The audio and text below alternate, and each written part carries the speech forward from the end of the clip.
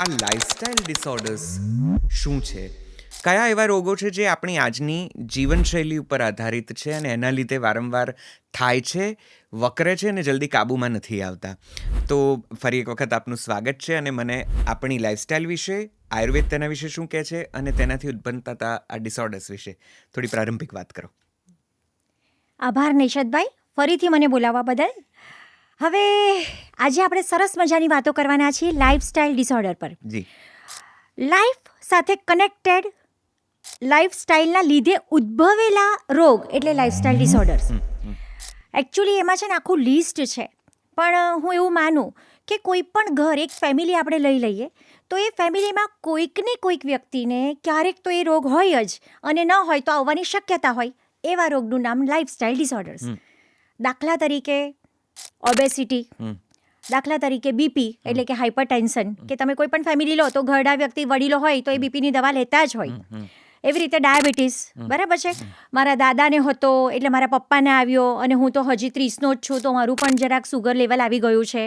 તો એ genetically transfer છે અને આપણી લાઇફસ્ટાઇલ સાથે બહુ જ ક્લોઝલી કનેક્ટેડ છે. એટલે એવી રીતે આવ્યું ડાયાબિટીસ, કોલેસ્ટ્રોલ, ક્યારેક અસ્થમા, બરાબર છે. તમારું વર્કનો ટાઈપ એવો છે, તમારે એલર્જીક કન્ડિશનમાં રહેવાનું છે, એટલે એલર્જીને લીધે જેટલા ડિસીઝ થાય છે તે પણ એમાં આવી શકે. એના સિવાય એન્ઝાયટી, ડિપ્રેશન, આ બધું તો છે જ, જે ભાઈ સ્ટ્રેસ સાથે કનેક્ટેડ છે. પણ મેઇનલી આપણા જીવનમાં જે વણાઈ ગયા છે કે કોઈ પણ જગ્યાએ તમે જુઓ તો સૌથી વધારે આ રોગ જોવા મળે, એ બધા રોગોને લાઇફસ્ટાઇલ ડિસઓર્ડર તરીકે ઓળખવામાં આવે છે. ઓકે, તો હવે મને એ સમજાવો કે આ લાઇફસ્ટાઇલમાં સૌથી મોટો વાંધો આજની લાઇફસ્ટાઇલમાં શું છે? શું કારણ છે કે આ બધા ડિસઓર્ડર્સ પહેલાં એવું હતું એક પેઢીને કે કદાચ થાય, કદાચ ન પણ થાય? આનુવંશિક જે પણ રોગો છે, જેમ કે ડાયાબિટીસ કે હવે રક્તચાપ કે હાઇપરટેન્શન્સ જેને ગણીએ, કે થાઇરોઇડ કે જે વગેરે, ઓબેસિટી પણ એવું પહેલાં નહોતું કે જ્યારે પેઢીમાં હોય તો તમને આવે જ આવે, પણ હવે એવું થઈ ગયું છે કે એક તો પેઢીગત રીતે તમને મળે, અને બીજું તમારી જીવનશૈલી જેવી થઈ ગઈ છે કે ન હોય તો પણ તમારા સુધી આ રોગો પહોંચતા હોય છે. પણ આ બધાનું મૂળ કારણ શું છે? જીવનશૈલીની એવી કઈ અત્યારની વિશેષતા કે વિષમતા છે કે જેના કારણે આ રોગો થવાનું ની શક્યતા જેને કહેવાય એ થોડી વધી ગઈ છે? એના વિશે મને વાત કરો. ફાઇન. નૈશાદ, અમે જ્યારે ભણતા હતા ને ત્યારે એક વખત અમારા સાહેબ ક્લાસમાં બોલ્યા કે ન સમજ પડે ને, કોઈક વ્યક્તિ આવે છે ને આપણે એમ થાય છે કે આ કયો રોગ હશે, કેટલા બધા વિચિત્ર સિમ્ટમ્સ છે. ન સમજ પડે ને એ વ્યક્તિને કબજિયાતની દવા આપી દેવી, એમને એ વ્યક્તિ સારો થઈ જશે.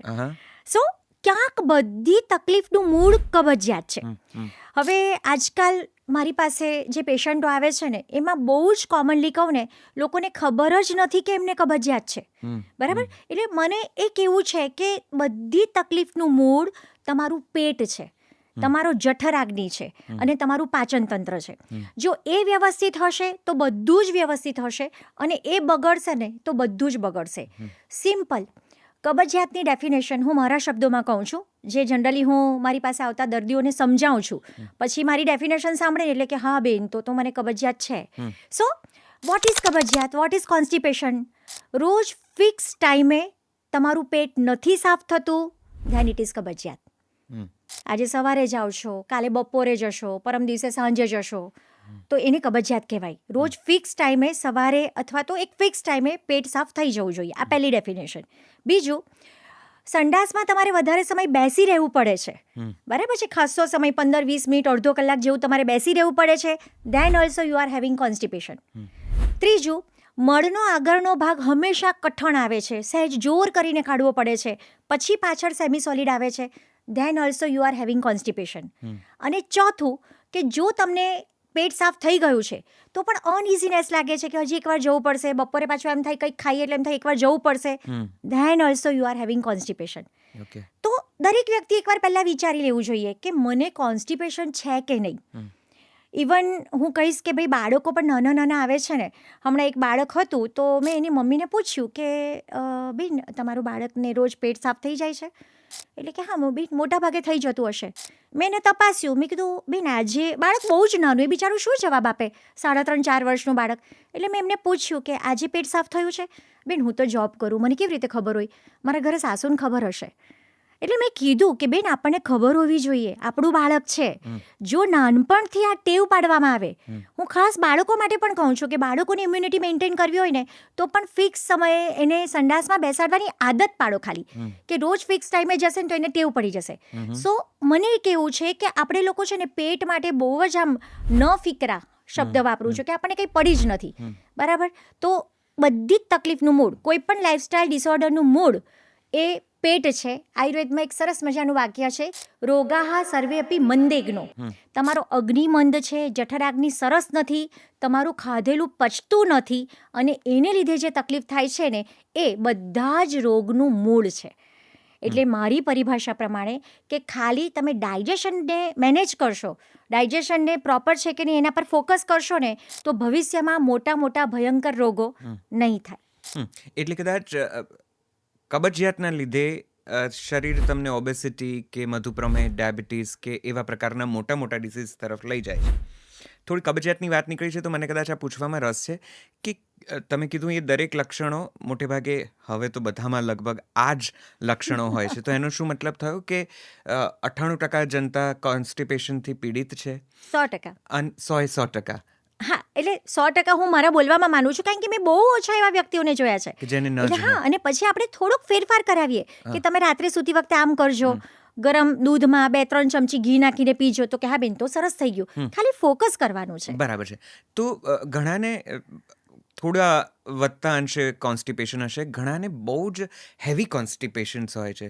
મેં એવા પણ કેટલાક કિસ્સા જોયા છે જેમાં જે પ્રચલિત ઉપાયો છે, દિવેલ લેવાનું હોય કે હરડે લઈ લેતા હોય કે ત્રિફલા લઈ લેતા હોય, આ બધી બહુ ઘરગથ્થુ અને બહુ જાણીતી દવાઓ છે, એ લઈ લે, ઈસબગુલ લઈ લે, અને આવા પ્રકારના ચૂર્ણ કેટલીક વખત ઘરે જાતે બનાવેલા હોય અને છતાં મેળ પડતો ન હોય, સવારે એમને ગરબડ રહેતી હોય.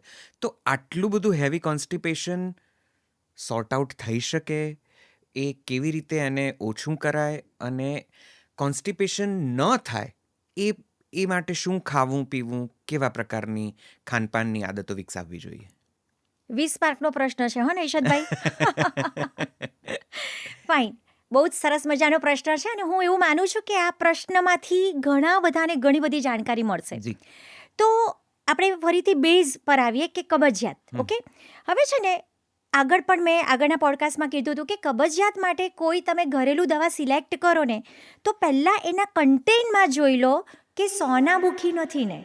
સોનામુખીનું બીજું નામ સનાઈ છે, એને સેન્ના કહેવામાં આવે છે, એને સ્વર્ણપત્રી કહેવામાં આવે છે. એટલે જે પણ તમે બજારમાં મળતા કોમ્બિનેશન જુઓ તો એમાં સોનામુખી નામનું તત્વ, નામની ઔષધિ ન હોવી જોઈએ. સોનામુખી એ કબજિયાતની એવી દવા છે કે જેનાથી આદત પડી જાય.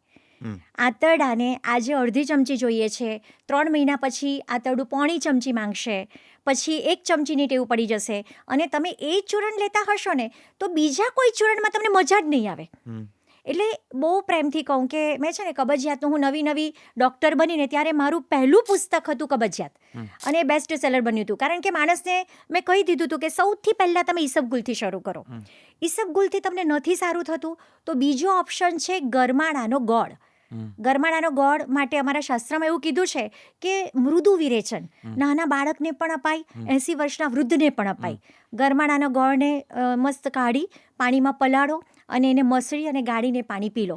જસ્ટ સેકન્ડ, અહીંયા ગરમાળો એટલે એ વૃક્ષ જે તમે ઉનાળામાં જુઓ છો, જે ખૂબ સુંદર રીતે ખીલતું હોય છે, પીળા લચીલા એના ફૂલ હોય છે, ઝુમખા દેખાશે તમને, અને ઘણી જગ્યાએ રસ્તા ઉપર તમને એટલી બધી સુંદર એની આભા દેખાશે.